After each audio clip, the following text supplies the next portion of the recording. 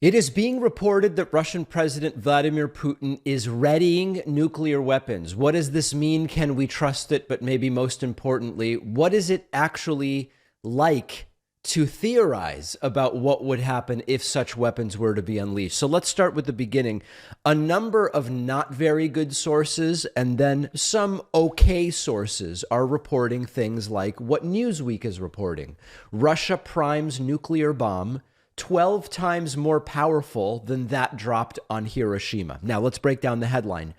More powerful than that dropped on Hiroshima. This is a very common 21st century headline. It's very common that now the nukes that countries have access to are more powerful than the one that was dropped on Hiroshima. So that doesn't tell us too much. But let's look into the details. Video of an intercontinental ballistic missile on a silo launcher has been released by Russia's defense ministry and widely reported by the country's media in an apparent warning to the West. A Russian tabloid newspaper reported that the Yars missile complex, which was loaded in the Kaluga region, had a capacity 12 times greater than the American bomb that destroyed Hiroshima in 1945. The mass circulation papers report outlined some of the missile's specifications, including a launch weight of 46,000 tons, which some are disputing as implausible, an operational range of up to 12,000 kilometers that can strike the U.S. or anywhere in Europe, and a payload of up to 500 kilotons. Now, is Putin doing this, and what might cause him to do something like this?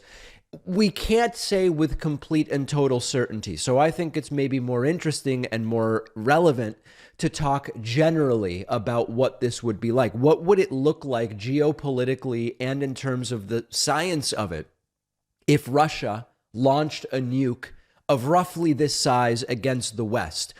Often we just say, well, it would be a general nuclear winter, nuclear holocaust. But I find that it's better to be a little more specific. The exact outcomes of what would happen if Russia were to launch one of these nukes, let's put it at one for the time being, as more likely that it would be one rather than a bunch, just for the sake of discussion. The consequences would really depend on the specific target and the number of weapons used, but the potential consequences would likely include the destruction of whatever city is hit and the infrastructure of that city. So you're talking buildings, you're talking roads, bridges, and power grids. Already catastrophic, but those are the primary impacts. Then we have to talk about the sort of like follow-on effects. You then would have contamination of large areas with radiation.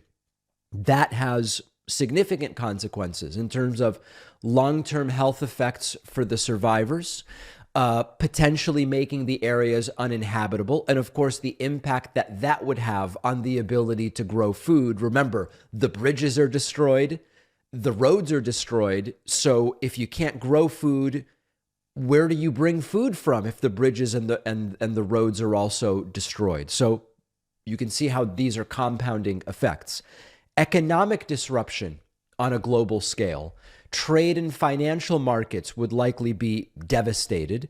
A significant geopolitical escalation would likely happen. It's sort of an understatement. I think the question is, to what extent and how quickly does the West respond in kind? Does this lead to a full-scale war involving nuclear weapons, which these are just such dystopian scenarios that it can be hard to think about them sort of in practical terms. And then, of course, the general increase in likelihood that other countries would use their own nuclear weapons and a global nuclear conflict that could develop.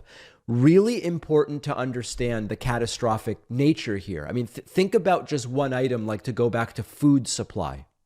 Nuclear bombing would have a catastrophic effect on the food supply in the affected areas. The explosion itself would destroy farmland, crops, livestock, food stores that exist, so you immediately have food shortages.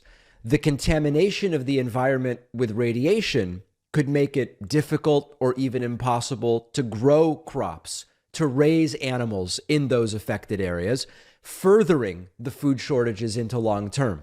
Then you've got to bring food in from somewhere else, but the infrastructure was destroyed, as I mentioned, the roads, the bridges, the ports. So transporting food in becomes difficult, exacerbating those very shortages. And so just to take one area, food, the use of a nuke could devastate the food supply and lead to widespread starvation. So that's just food that we're talking about. How long would areas be affected by a nuke? The effects of radiation on the environment can last for years, and it can take a significant amount of time before it would be safe to live in an affected area, to grow food in an affected area, to raise animals. It can take a very long time, and in some cases, effects can be what for the human lifespan we would call permanent or semi-permanent. So we don't know what's going on with Putin right now. Health questions, questions about his mental state, questions about what is the game plan here with what's going on in Ukraine. And we have increasing but isolated and not exquisitely well-sourced reports that nukes are being readied. We have to hope, of course, it doesn't go in that direction. And to the extent that diplomacy can be used to prevent that, we should welcome it.